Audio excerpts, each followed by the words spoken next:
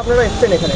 আমরা পিটিডব্লিউ এর গৃহশিক্ষক কল্যাণ সমিতি 2009 আরটি অ্যাক্ট অনুসারে শিক্ষার অধিকার আইন অনুসারে স্কুল শিক্ষকরা টিউশন করতে পারে না। বিগত কয়েক বছর আমরা ডেপুটেশন দিয়ে গেছি প্রত্যেকটা জায়গায়। আলটিমেটলি দেখা গেছে যে ডিআইরা একটা নোটিফিকেশান দেয় আর স্কুল শিক্ষকরা একটা মুচলেখা দিয়ে তারপরেও তারা আইন ভেঙে পড়িয়ে যাচ্ছে। আজকে আমরা যেটা দিতে এসেছি যে বারাসাতের বুকে 14 জন টিচার আছে যাদের বিরুদ্ধে আমাদের ছাত্ররা তাদের কাছে পড়েছে। ফার্স্ট ক্লাস ম্যাজিস্ট্রেটের সামনে তারা এভিডেভিট দিয়েছে, সেই এভিডেভিট জমা দিয়ে আমাদের ডেপুটেশন হিসেবে জমা দিচ্ছি। পাশাপাশি আমরা ডিআইয়ের কাছে দাবি করব যে আপনি ওই স্কুলে হেড স্যারের দায়িত্ব দিলে হবে না, একটা স্বতন্ত্র তদন্ত করতে হবে এরা পড়াচ্ছে। সরকার বদল হয়েছে, নতুন সরকার এসছে, কি মনে হয়? আমরা আশা করি আসার সাথে সাথেই তো আমরা একটা দারুণ নোটিফিকেশন পেলাম হিউম্যান রাইট কমিশন থেকে, প্রত্যেকটা বিকাশ ভবনে পাঠিয়েছে এবং প্রত্যেকটা ডিআইকে পাঠিয়েছে।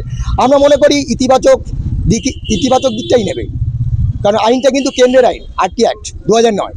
এর আগেও আপনারা বিক্ষোভ দেখিয়েছেন, সরব হয়েছেন, কিন্তু কোনো সুরা হয় 8-10 বছর করে গেছি, ওই একবার নাছুই পানি এরকম ব্যাপার হচ্ছে হবে, কিন্তু স্কুল শিক্ষকরা তাও পড়িয়ে গেছে মিথ্যা মুচলেখা দিয়ে। যদি এই নিয়ম না বন্ধ হয় আপনাদের নেক্সট পদক্ষেপ কি হবে?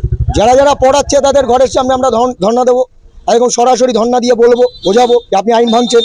আমরা থানায় জানাবো গিয়ে। আপনার নাম? দীপঙ্কর দাস, রাজ্য সম্পাদক গৃহশিক্ষক কল্যাণ সমিতি।